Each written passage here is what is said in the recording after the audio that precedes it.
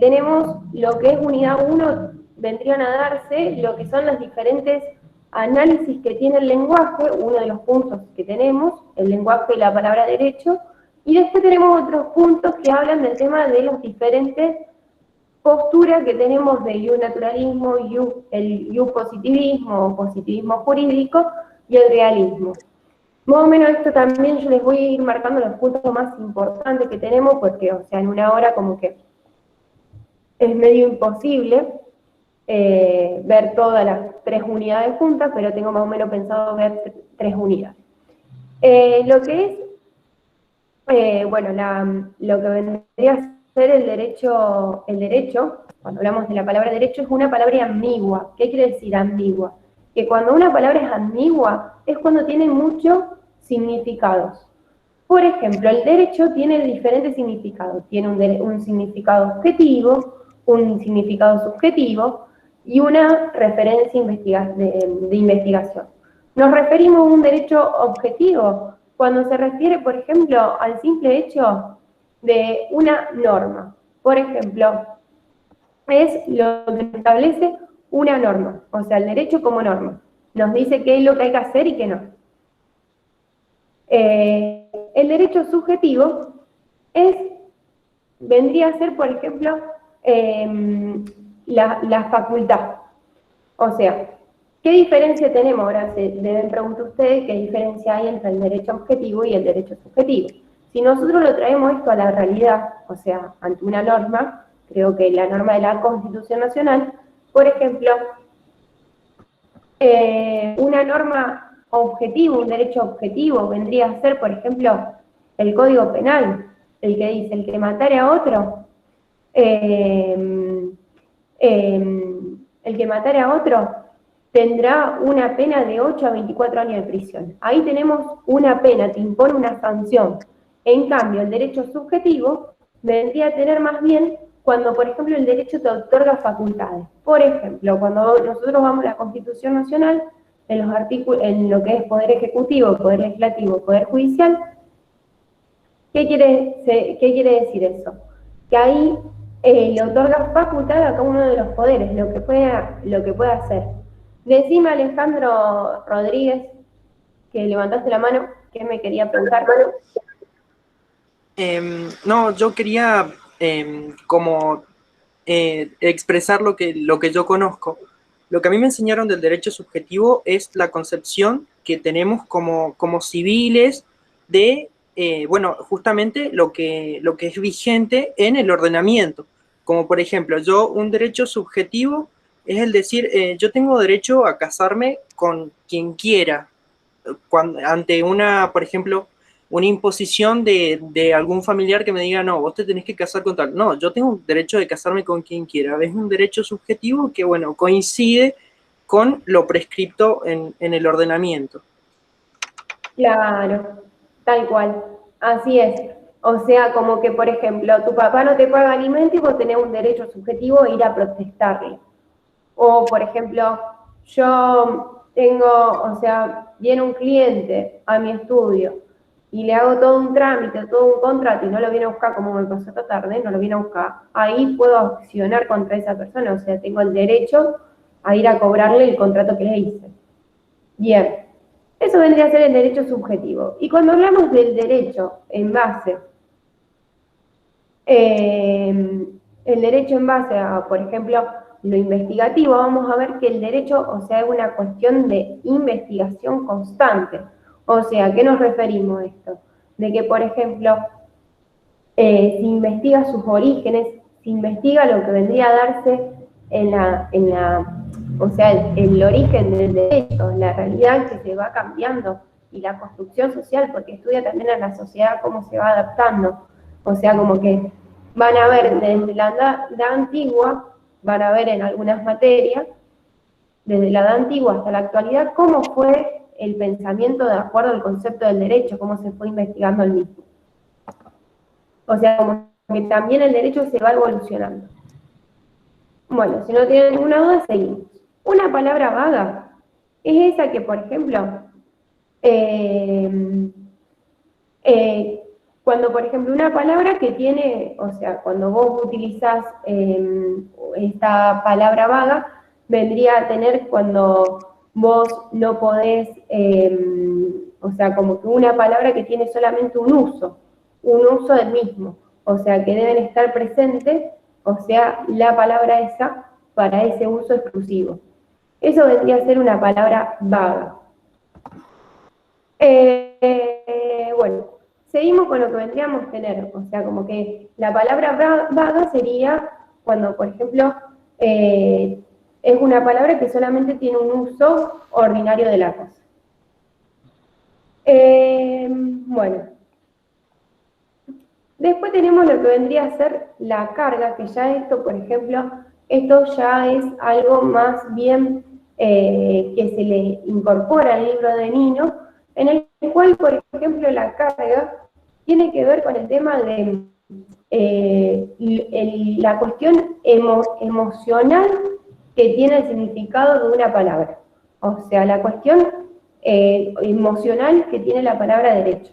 Lo emocional se refiere al uso de las emociones, que vos, por ejemplo, a veces, a la hora de expresar una palabra, no es lo mismo decirla de una forma que decirla de otra. O sea, como que no es lo mismo de acuerdo a tus emociones, no es lo mismo decirla de una forma que decirla de otra. Por ejemplo, hoy le estaba diciendo a mi mamá, mira, hacemos un trabajo que tengo que hacer, y no es lo mismo que se lo diga, che, mami, haceme esto, o no, mamá, haceme esto. Como que vos ahí tiene una carga de acuerdo, o sea, la carga significa el momento de vos hablar de la palabra derecho, cómo la expresás a través de tu emoción. Bien.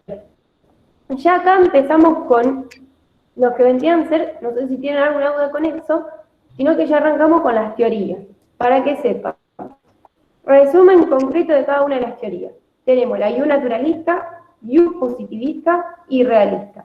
You naturalista, como un resumen bien breve que les digo en una palabra, ahora las vamos a ver bien a profundidad. Acuérdense, You naturalista, derecho natural. O sea, como que no es la norma plasmada en un papel, sino que se refiere al estudio del derecho a través de la moral. You positivista se refiere al derecho que es la norma escrita, o sea, esta Constitución, la norma escrita que está plasmada en un papel. Y realista se basa en el estudio a través de la sentencia. Bueno, vamos a verlo por una en profundidad, como que le di un spoiler de lo que va a tratar cada uno de ellos. Bueno, vamos a ver primero el jus naturalista, que por ejemplo el jus naturalista, como les acabo de decir, tiene una postura más bien de derecho y moral, o sea, como que tiene una postura así. Donde, por ejemplo, de ellas tienen dos tesis, que es la tesis ética, que por ejemplo tiene en cuenta, por ejemplo, la razón humana y las cuestiones morales universales, y la tesis jurídica, que por ejemplo esta tiene que ver con el tema de cómo es, cómo el derecho se va a contradecir a lo que son los principios de las razones y lo moral. O sea, como que vendría a decir cómo el derecho no se contradice, mejor dicho, a lo que vendría a ser la cuestión de los derechos, los principios morales y los principios de la razón humana. Bien. Luego de eso, ¿qué pasa? Nuestra cuestión de estudio, más que nada, a raíz de estas dos tesis, ¿qué sigue este mecanismo de estudio? Va a seguir lo que vendría a ser una postura del derecho natural, donde este derecho natural, luego de estas dos tesis de este derecho natural, van a surgir 4 subtesis del derecho natural. O sea, 4 posturas de este derecho natural. El jus naturalismo teológico, que por ejemplo este jus naturalismo teológico se refiere a la norma que es creada por Dios, o sea, a la norma universal que es creada por Dios. O sea, como que la norma natural, mejor dicho, o sea, el derecho natural que es creado por Dios. Jus racionalismo. Acuérdense, racionalismo, razón, o sea, estudia el derecho natural en base a la razón humana. Y un naturalismo historicista, que este, por ejemplo, tiene que ver con el tema del derecho natural, de acuerdo a cómo fue evolucionando el derecho natural en la humanidad, cómo la humanidad va evolucionando. Y por último tenemos según la naturaleza de las cosas. Por ejemplo, les doy un ejemplo de luz historicista para que sepan. El luz historicista, le digo a veces a los chicos que le doy particular, sería el caso de, por ejemplo, ustedes van y saben que a sus compañeros se presentan a rendir introducción al derecho.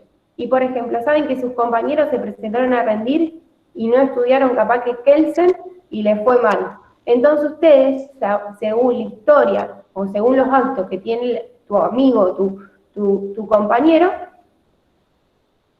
según los actos que tienen tus compañeros, vos vas a tomar decisiones a la hora de decir qué es lo que se puede hacer y lo que no. Sabés que a tu compañero les fue mal porque no estudió la teoría de Kelsen cuando fue a rendir introducción al derecho, entonces ¿qué va a hacer? Vos sabés que eso está mal, entonces ¿qué va a hacer? Te va a tratar de estudiar la teoría de Kelsen cuando vaya a rendir introducción al derecho.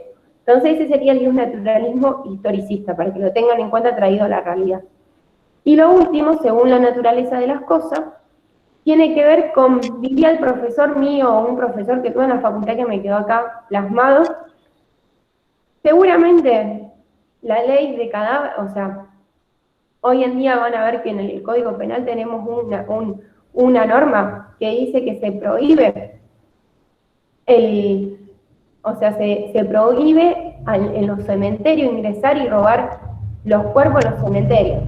¿Pero qué? Para que suceda eso es porque la gente anteriormente fue a robar al cementerio cuerpos.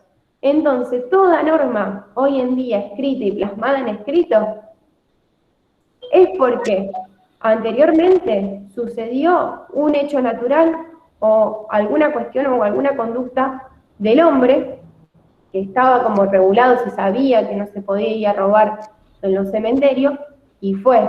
Entonces, toda norma escrita, sí o sí, tiene que ver de acuerdo al derecho natural. Es porque tuvo la conducta. ¿Qué decía Alejandro? No, estaba justamente escribiendo para tratar de no interrumpir que el derecho se autorregula en base al actuar de las personas con las que convive. Acá en Argentina convive de una cierta manera con individuos que tienen ciertas intenciones o ciertas otras, entonces en base a eso él crea esa normativa, pero esa normativa no va a ser igual a la que tengamos, por ejemplo, en el continente europeo o demás. Eso era lo que estaba tratando de meter por el chat. Claro. Pero bueno. Claro, porque de acuerdo al actuar de las personas, sí o sí, esta norma o el Código Penal surge porque una persona... Sí. El Nino. Porque una persona anteriormente actuó o hizo esa conducta que se encuentra prohibida. Que se encontraba como regulada en el derecho natural, pero no se encontraba escrita. Entonces tuvieron la necesidad de plasmarla por escrito porque había un incumplimiento de la persona. Espero que le haya quedado claro esta teoría. Acuerden que sé que estudia el derecho con relación a la moral. O sea, no estudia la norma escrita, sino que la norma que está en el aire. En lo que, no sé, hay una cosa que cuando nacemos ya hay un instinto nuestro que nos dice qué es lo que tenemos que hacer y qué no. Bien. ¿Sería como decir un derecho innato? Sí, sería como algo innato que viene de nosotros, que nos dice qué hacer y qué no. Como que algo que no es que, porque calcula, vos tenés 3 años, ¿qué vas a ver si esa norma está escrita en una ley o no? Es algo como que te dicen, como que vos ya tenés un conocimiento, que lo va diciendo tu mamá cuando va a comprar algo al supermercado y te dice, che, no toqué eso, o no te robé el caramelo, porque como que algo que te va diciendo y te va concientizando desde chiquito. Es la concepción que tenemos del deber. Claro, como que algo que vos te va diciendo, te va criando en la sociedad y te va diciendo qué es lo que tenés que hacer y que no, uno se va haciendo. Después viene más grande, ponele que ya 9, 10 años, ya entiende que la norma está escrita en un papel y que si no la cumplís ya va, por ejemplo, tenés una multa, tenés una sanción penal, tenés una sanción, ya tenés después de diferentes tipos. Pero vos al principio nacés y no sabés que está la norma escrita. Bien. Positivismo. Por ejemplo, ya acá no tenemos una relación entre el derecho y moral, ya como que se niega todo eso. Positivismo es esto, es la norma escrita en un papel. O sea, cuando la norma se plasma en un papel. Bien, cuando hablamos de la norma plasmada en un papel, podemos decir que tenemos también, como vimos recién que tenían varias corrientes, el positivismo también tiene varias corrientes, como el escepticismo ético. ¿Qué se refiere a esto? Que acá directamente no se le da la existencia de lo que vendría a ser los principios morales y de justicia, no, como que se niega y se contrapone totalmente a lo que vendría a ser el naturalismo, como que no hay una existencia de principios morales, justicia, ni nada.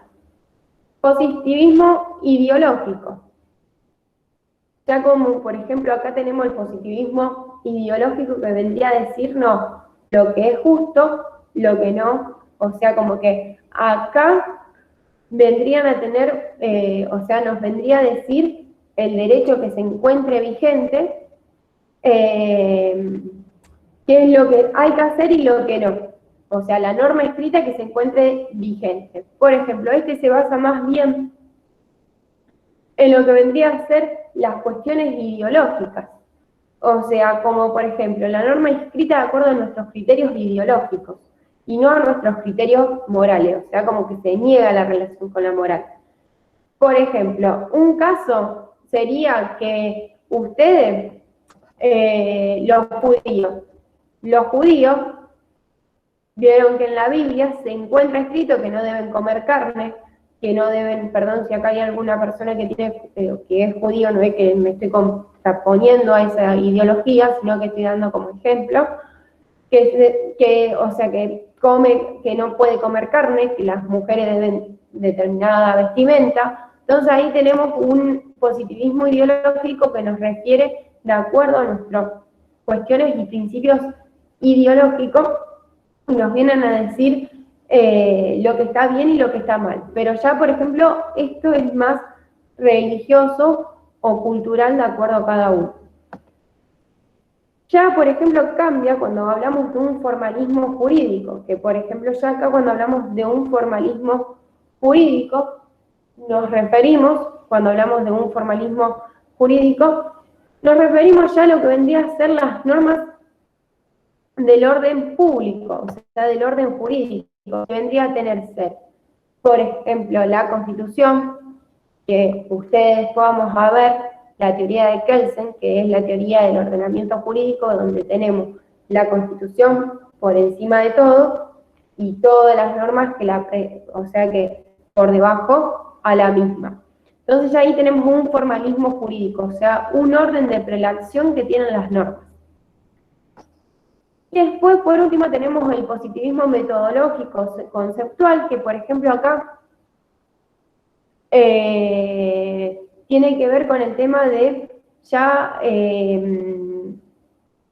cuando, por ejemplo, la norma te brinda descripciones de conductas, o sea, como que te brinda conceptos, te brindan, o sea, cuestiones valorativas, sería la norma escrita, la norma en sí. Bueno, si no tienen ninguna duda con esto, seguimos. Acuérdense, positivismo niega la relación con el derecho y moral. Tenemos 4 posturas dentro de estas, y acuérdense que cada una de estas, haciendo un resumen bien breve, escéptico-ético, que se refieren a lo que serían los principios, o sea, no existen para ello lo que vendría a ser la relación entre moral y derecho, sino que más bien acá tenemos una cuestión que se niega totalmente a lo que, o se opone a lo que nosotros vimos en el naturalismo, positivismo ideológico, que se refiere a la norma escrita de acuerdo a la religión o de acuerdo a lo que, a la ideología que uno tiene. Después, formalismo jurídico, acuérdense de la teoría o sea, el orden de prelación de las normas, y positivismo metodológico conceptual, que se refiere más bien a lo que vendría a ser las cuestiones, positivismo metodológico sería la norma en sí, la norma que te brinda una conducta en sí. Bueno, ahora realismo es muy sencillo, como les dije yo, un spoiler. ¿Qué es el realismo? Es la sentencia del juez, o sea, lo que dice el juez. El realismo, más que nada, en nuestro país no tiene mucha relevancia, pero en lo que es los que apoyan el sistema common law, y no el sistema anglosajón, apoyan ese sistema common law, apoya lo que vendría a ser esta postura, que son las de las decisiones de los juristas, porque ellos como que no tienen una norma escrita, sino que las normas se basan en las decisiones que dicen los jueces. Ese sería el realismo. Entonces, haciendo un breve repaso entre todos los puntos que nosotros estuvimos viendo, acuérdense, positivismo asume la relación entre derecho y moral. Naturalismo niega la relación entre derecho y moral. Es la norma escrita. Y realismo son las sentencias de los jueces. Ahí tenemos un resumen breve de cada uno para que sepan más o menos, que tengan una idea de qué trata. Espero que más o menos les esté quedando claro los conceptos. Bien. Ahora arrancamos ya con lo que es la unidad 2 de la materia. Y ya cuando hablamos de unidad 2, paren que vamos a hacer esto, porque yo creo que así se ve mejor. Ustedes están viendo mejor así. Así como que se veía muy chico. Que ya, por ejemplo, hablamos con el tema de lo que es unidad 2, el uso del lenguaje. Que, por ejemplo, cuando hablamos del lenguaje prescriptivo, vamos a hablar de las distintas características que tiene y los diversos niveles que tiene este tipo de lenguaje prescriptivo.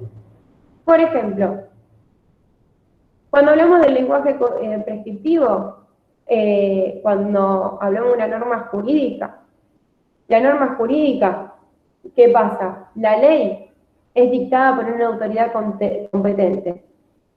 ¿Y qué pasa? Esa autoridad competente al momento de sancionarla tuvo en cuenta dos cuestiones, que vendría a ser la conducta y la sanción. Por ejemplo, ahora el tema del COVID, o mejor dicho, vamos a traer una norma que la saben todos ustedes. El que matare a otro tendrá una prisión entre 8 a 24 años de prisión. Ahí tenemos la conducta, sería lo que vendría a ser el uso prescriptivo del lenguaje, o sea, lo que nos dice que hay que hacer. O lo que nos dice más vale que no hay que hacer, mejor dicho, porque acá dice el que matare a otro, o sea, si vos matás y tendrá entre 8 a 24 años de prisión.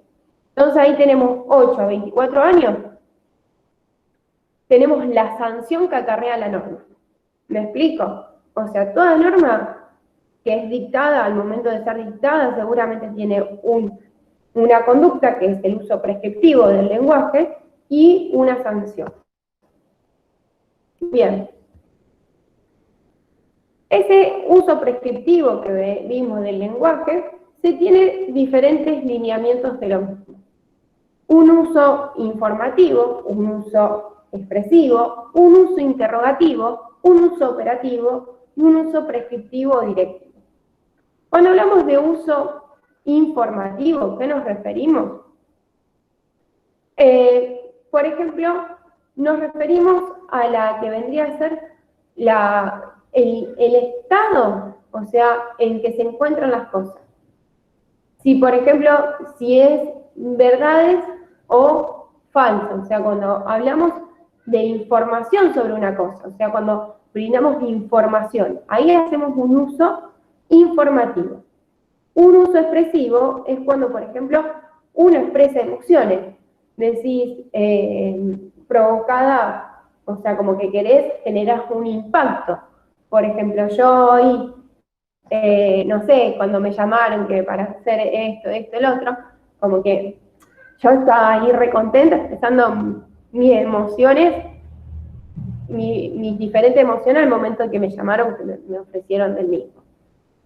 Después, cuando hablamos de un uso interrogativo, nos referimos a las preguntas en sí.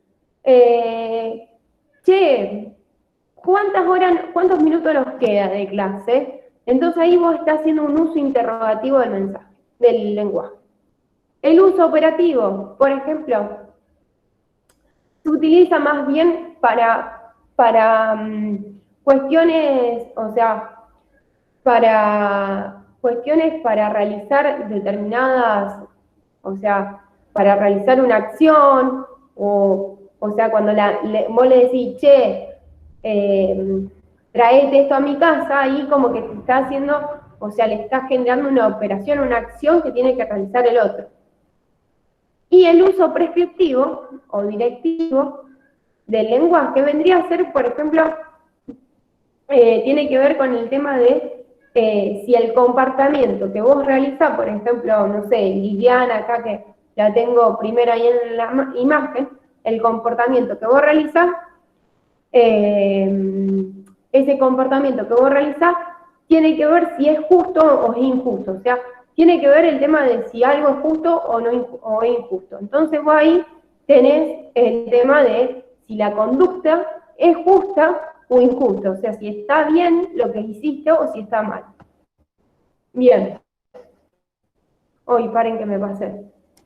Bueno, después hay un punto en lo que tienen ustedes en el programa que se llama la teoría de von Waring, donde, por ejemplo, acá hay que distinguir las reglas que son principales y las reglas que son secundarias, o sea que acá vamos a ver. Cuando hablamos de, él dice que, por ejemplo, él dice que la norma tiene 3 usos centrales y 3 usos secundarios. Como 3 usos centrales tenemos la regla definitorias o determinadas, que estas tienen que ver con el tema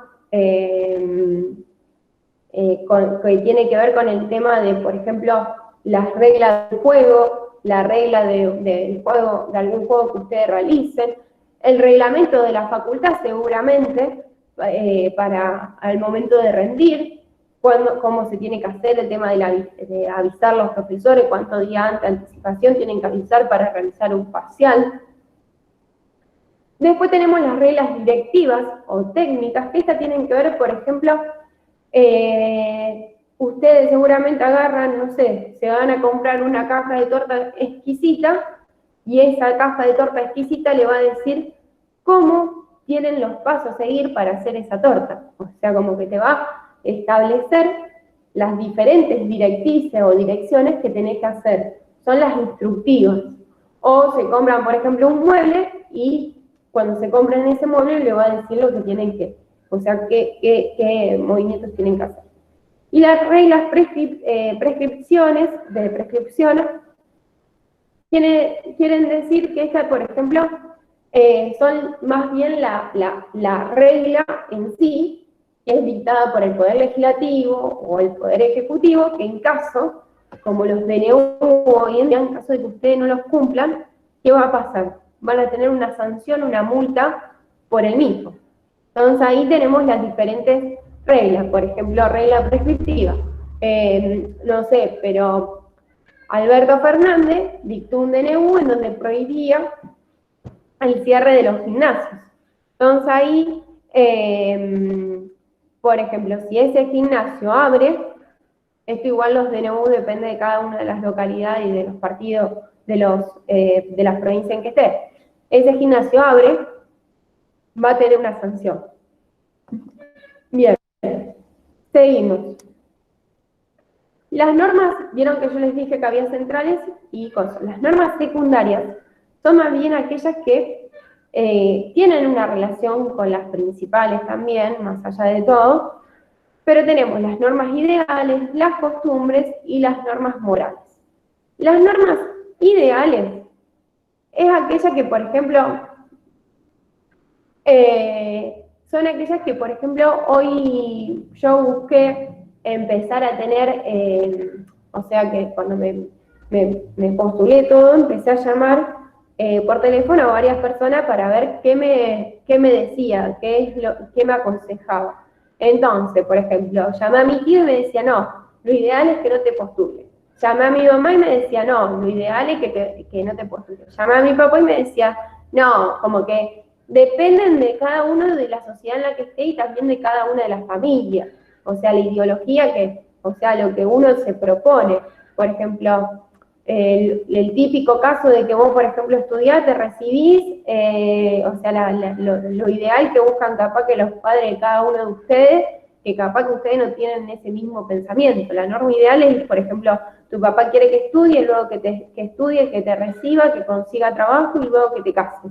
Entonces ahí como que son normas ideales que tienen cada ideología.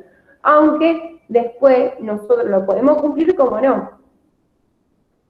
Las costumbres son, por ejemplo, más bien aquellas que es una costumbre, es aquella práctica de manera reiterada por un grupo social que se torna de alguna u otra forma obligatoria por ese grupo social. O sea, como que se torna obligatoria por parte de esa sociedad.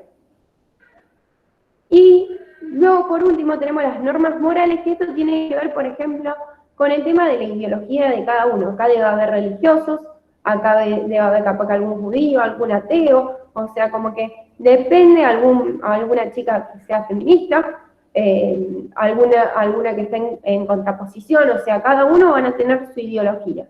Entonces ahí cada uno va a tener su moral, su moralidad. Yo, por ejemplo, ¿qué pasa? Soy religiosa, no lo voy a negar, aunque en muchas cosas no estoy de acuerdo con la iglesia, soy religiosa, no voy un fin de semana a misa y como que tengo algo moralmente que me dice que, o sea, como que es algo que me pone mal, pero no es que me van a poner una sanción por el cumplimiento de lo mismo. Entonces, estas normas como que ya no, fíjense que si no se cumplen, no pasa nada. O sea, como que son cosas que son impuestas por la sociedad, pero que si no se cumplen, no pasa nada. Bien, una costumbre de ustedes, los cordobeses, es tomar fernet con coca, o, ¿cómo es? Ahí tenemos una costumbre de Córdoba, o vino con coca, así que esa es otra costumbre que tienen ustedes. Y después, por ejemplo, yo esa costumbre la tengo siempre porque voy todos los veranos con mis amigas a Carlos Paz. Bien. Después ya arrancamos con lo que vendría a ser la teoría de Kelsen. Ya esto es algo, como les dije antes, en forma de joda, en un ejemplo, ya esto es algo que se lo tienen que saber como el Padre Nuestro al momento de rendir la materia. Esta teoría de Kelsen hace dos teorías. Una que es la estructura de la norma, y otra que van a ver que es la estructura de la norma, y otra que van a ver la forma de la norma dentro del ordenamiento jurídico. Miren que estoy buscando. No sabía, pensé que me había olvidado el celular en otro lugar. Bien. Listo. No, me está mandando la gente, perdón inculcar ideología política, pero me está mandando la gente de éxito que me postulé. Justamente hoy. Bueno, dentro de esto tenemos las normas que son técnicas de motivación, o sea, la estructura de la norma jurídica, que esta estructura de la norma jurídica que establece que, por ejemplo, él decía que la norma es una motivación social, o sea que depende la norma de cómo la sociedad la acepta. Van a ver eso en él. O sea, van a ver cómo la sociedad acepta la norma, o sea, cómo la sociedad acepta. Que, por ejemplo, tenemos esta forma de forma directa, es decir, que hay una norma que es directa, en la cual dicta una una conducta donde pretende motivar a la gente. Y la indirecta vendría a ser, por ejemplo, motiva a la gente a cumplirla, pero no por la conducta, o sea, por la conducta que él busque, sino, por ejemplo, mediante una sanción. Sería el típico caso, una norma directa, es decir que, fíjate, o sea, nada que ver lo que digo, porque no es una norma jurídica, pero fíjate, si te va bien en la facultad, o sea, tenés todo 10, 10, 10, 10, 10, va a tener mejor promedio. Entonces vos ahí tenés un premio por lo que lograste. Una norma indirecta es aquella que, por ejemplo, te dice el Estado, o sea, la famosa, el que matare a otro tendrá una pena de 8 a 24 años de prisión. Entonces ahí motiva a la gente a no cumplir esa norma ya imponiendo una sanción, no diciendo la conducta. O sea, no dice la conducta deseable. Entonces acá dice que todas nuestro ordenamiento jurídico, como le di el caso, prevén normas indirectas, o sea, prevén sanciones. Dentro de estas, por ejemplo, hay que hacer una cuestión. O sea, la sanción, por ejemplo, para Kelsen, pertenece a un acto coercitivo. Y la sanción para Huirte lo llama, por ejemplo, o sea, como que él habla de un carácter. En cambio, Kelsen, si nosotros lo traemos a través de un acto coercitivo, ¿qué quiere decir? Como cuando hablamos de acto coercitivo, es decir, que el Estado impone lo que tenés que hacer. O sea, un deber ser. El acto como que te impone, o sea, el Estado como que tiene una fuerza coercitiva hacia vos. Bien. También hay que hacer dos cuestiones entre normas primarias y normas secundarias. Las normas primarias son aquellas normas que, por ejemplo, que tienen una, o sea, normas primarias son las que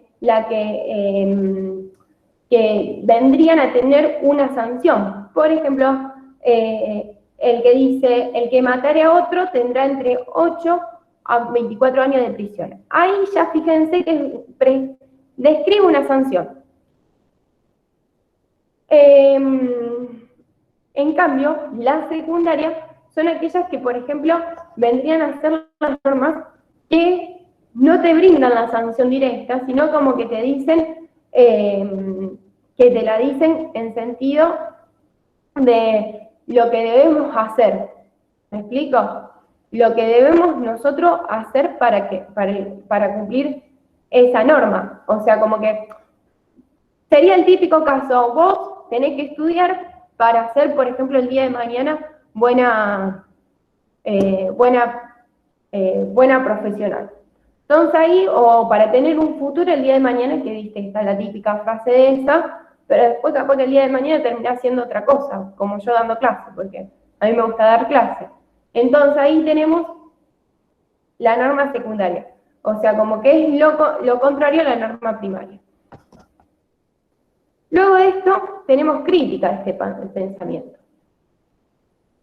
¿Qué críticas tenían? Bueno, tenemos que dividir el pensamiento de Kelsen con el de Hart, porque Hart toma un poco el pensamiento de Kelsen, pero ahora vamos a ver que él lo desarrolla más. En cambio, Kelsen dice que por ejemplo, el derecho tiene como una función que dice lo que tenés que hacer, te dirige, o sea, con lo que tenés que hacer y lo que no.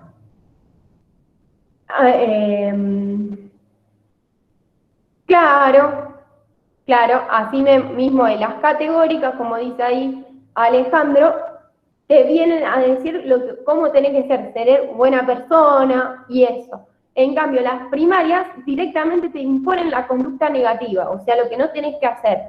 Y ante ese incumplimiento de esa conducta negativa tenés una sanción. ¿Me explico? Por ejemplo, si nosotros tenemos el Código Civil y Comercial, una norma categórica sería que todos tenemos el derecho de tener un nombre, o el deber de tener un nombre. Ahí, o sea, nos impone que tenemos que hacer eso. En cambio, el que matare a otro, ahí te impone lo que no, o sea, la norma en negativo. Bien, vamos a seguir. Kelsen decía que, bueno, que había una cuestión del derecho que hay que dirigir y castigar. En cambio, Hart tiene la función, o sea, que no, o sea, dice que la función del derecho no solamente es esa, o sea, además de esa, sino que también de organizar las conductas, de organizar las conductas del mismo.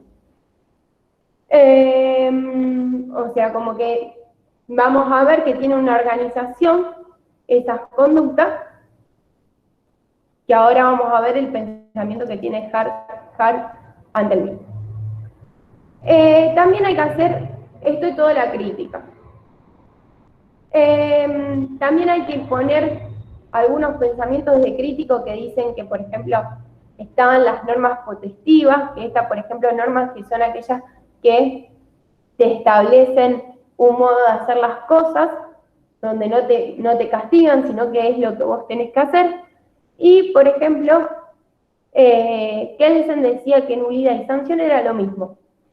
Y Hart, ¿qué pasaba? Como crítica a ese pensamiento de Kelsen, porque se encargaba de criticar a Kelsen, se ve que le encantaba a Hart criticar a Kelsen, decía que no, que todas las nulidades no son sanciones, sino que son, sino que, por ejemplo, vendrían a tener el fin de proteger. O sea, no es solamente sancionar la nulidad, sino proteger al ser humano. Bien. Ahora vamos a inclinarnos en el pensamiento de Hart. Creo que me van entendiendo, no sé si les parece, tienen alguna duda por preguntarme, yo le mando siempre power y no sé. Igual esta vez fui más lenta. Tenemos las normas primarias y las normas secundarias. Fíjense que hacen la misma distinción que Kelsen. Pero ya acá, por ejemplo, cuando vamos a normas secundarias, las hacen más a profundidad. Bueno, las primarias, por ejemplo, son aquellas que te imponen algún tipo de obligación. O sea, como que te impulsan a lo que vos tenés que hacer. O sea, a realizar cierto acto. Por ejemplo, la del Código Civil que dice que tenés que tener el deber de tener un nombre. Entonces ahí como que te impulsa lo que tenés que hacer. La secundaria, que dice que, por ejemplo, acá en la secundaria no te dice lo que tenés que hacer, sino que hay tres tipos. Las reglas de reconocimiento, las reglas de cambio y las reglas de adjudicación. Reglas de reconocimiento, ¿para qué sirven? Sirven para identificar dónde se encuentra esa norma en nuestro sistema jurídico. O sea que si se encuentra esa norma dentro de nuestro sistema jurídico y si no se encuentra. Las reglas de cambio son aquellas que, por ejemplo, normas que nos permiten, nos establecen procedimientos para cambiar las reglas primarias. ¿Qué se refiere? Por ejemplo, una regla de cambio es el artículo, no sé acá cómo andan con constitucional, pero el típico caso es el artículo 80 de nuestra Constitución Nacional. O sea, es ese artículo, el artículo 80 de nuestra Constitución, en donde ahí tenemos reglas de cambio. Y, o sea, que va a establecer un mecanismo de reforma. Y las reglas de adjudicación son aquellas que, por ejemplo, dependen de la competencia. Por ejemplo, ustedes quieren iniciar una causa, van a ver dónde son competentes, o sea, te va a indicar cuáles son los jueces competentes a esa causa. Bien, seguimos. ¿Para qué hacen cuando hay normas jurídicas? O sea, cuando existen las normas jurídicas, cuando es positiva, o sea, cuando, por ejemplo, es formulada por un ser humano, cuando tiene, por ejemplo, un carácter que es empírico, posible, ¿qué quiere decir? Que va a ser posible que se aplique en la sociedad. También tiene un poco de lógica, o sea que, por ejemplo, no puede ser que te prohíben algo que, o sea, como que no es tan lógico. Y cuando sea válida, que quiere decir que ¿Cuándo va a ser válida? Cuando va a estar dentro de nuestro sistema jurídico, o sea, bajo toda la forma de criterio de sanción de una norma. Entonces ahí tenemos una norma que es válida. Bien. Dentro de esto, tenemos también el pensamiento respecto al tema de Alf Ross. Alf Ross dice que va a existir una norma cuando, por ejemplo, los jueces empiecen a aplicarla en su sentencia. O sea, cuando los jueces empiecen a aplicar la norma en su sentencia, va a existir para Alf Ross. Yo sigo 5 minutos más, hago porque, o sea, así terminamos de ver los temas y también porque me conecté más tarde. Tenemos ahora, seguimos con unidad 3. Unidad 3 tenemos los sistemas jurídicos. ¿Qué es el sistema jurídico? Argentina, ¿cómo está compuesto el ordenamiento jurídico? A través de normas jurídicas, o sea, va a ver que tenemos la Constitución, el Código Civil y Comercial, los códigos, las leyes, los códigos de procedimiento, los decretos, las ordenanzas, o sea, cómo está compuesto el conjunto de normas que pertenecen a nuestro ordenamiento. ¿Qué características o qué sistemas va a tener qué característica va a tener este sistema jurídico? Va a tener como característica que, por ejemplo, va a tener un sistema normativo, porque sí o sí va a haber una norma en ellos. Va a tener un sistema coactivo, que por lo menos va a tener alguna de sus normas va a tener una sanción, y también institucionalizados, que, por ejemplo, que establecen cómo las autoridades van a aplicar esas normas o cómo se va a utilizar esas normas, cómo se van a regir. ¿Bien?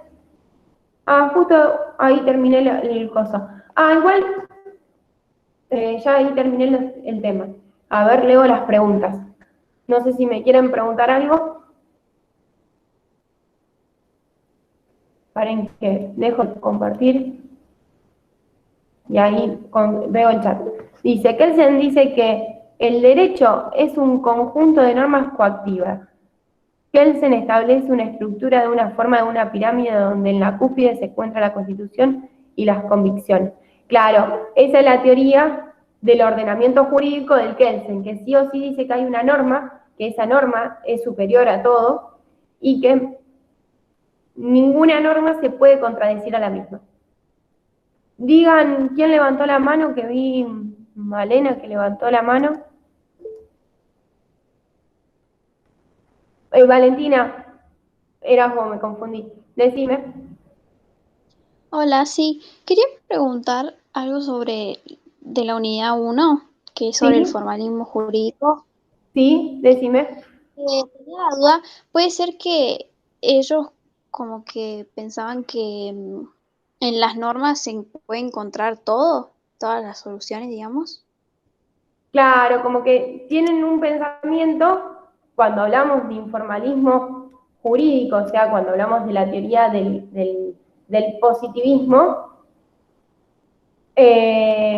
ahí, por ejemplo, sería un conjunto de normas, y sería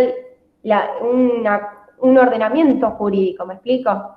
En donde ahí se encontrarían todos los que vendrían a ser las normas, donde te vienen a decir lo que tenés que hacer y lo que no. O sea, ellos se basan en un conjunto de normas, ¿me explico? ¿Se entiende, vale? ¿O tuviste dudas? Sí, se entiende. Muchas gracias. ¿Te resolví la duda? Bueno, ¿alguno me quiere preguntar algo más? Para que respondo dudas. Acuérdense que acá tenemos para hacer un resumen más o menos en general de lo que vimos, tenemos lo que vendrían a ser la palabra derecho, que es una palabra ambigua porque tiene muchos significados. Luego tenemos lo que es la palabra vaga. Después tenemos las 3 teorías, que tenemos la teoría ius naturalista, que se basan en el deber moral, ius positivista, que se basan en la norma escrita, niégase, y el realismo, que se basan en la sentencia. Luego de eso tenemos el tema de las 2 teorías de Kelsen, que se contradice, con la que vendría a darse la de Hart. Kelsen habla de normas naturales y normas primarias y normas secundarias.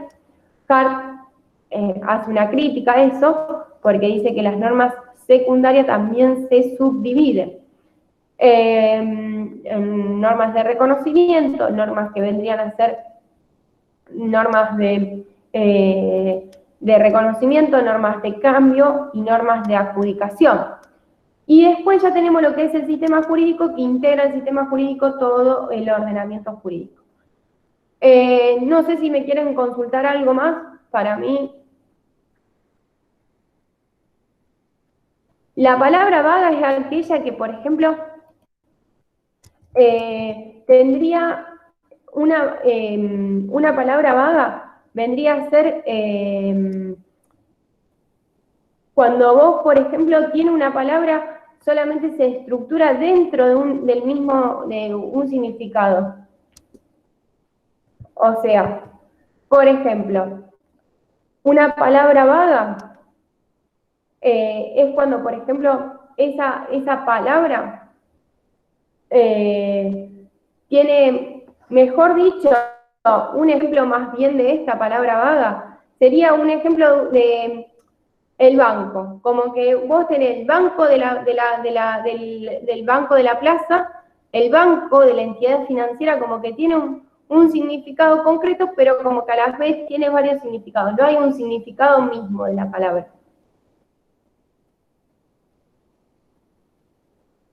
Claro, así mismo, como dice Alejandro Rodríguez, acá, que dice que como que vos decís banco, pero no sabes a qué banco te referís. O decís, por ejemplo, plato, y no sabés a qué plato te referís, al plato volador, al plato o otra palabra que decís, para que te digo, de otra palabra vaga, sería laguna, y la laguna tenemos la laguna de agua, la laguna jurídica, que es la laguna legal, después tenemos las fuentes, la fuente del derecho, la fuente que es fuente así. Entonces, cuando, por ejemplo, vos tenés un significado concreto de esa palabra, pero tenés que expresarlo, a qué te referís. Bueno, no sé si les gustó, ¿qué te pareció, Agu? ¿Qué les pareció a los demás la clase? Bueno, profe, muchísimas gracias. Me parece que los chicos se han ido con una idea bastante completa y bastante clara de estas 3 unidades. Yo creo que la verdad que sos una experta resumiendo y que se haya entendido. Voy a ser breve y rápida. Bueno, agradecerte, comentarles a los chicos que la próxima clase podemos seguir avanzando con las unidades o también nos pueden ir dejando en nuestras redes o por mensaje, que nuestro contacto ya lo tienen, si quieren ver algún tema en particular para la clase que viene, si no, seguimos avanzando con el programa. Bueno, sí, quedaría mitad de unidad 3 y 4 o 5, yo creo que en una clase la vamos a terminar de ver. Bien, perfecto, perfecto. Y si quieren tocar algún tema puntual, bueno, también lo van dejando en las redes y lo vamos charlando con la profe.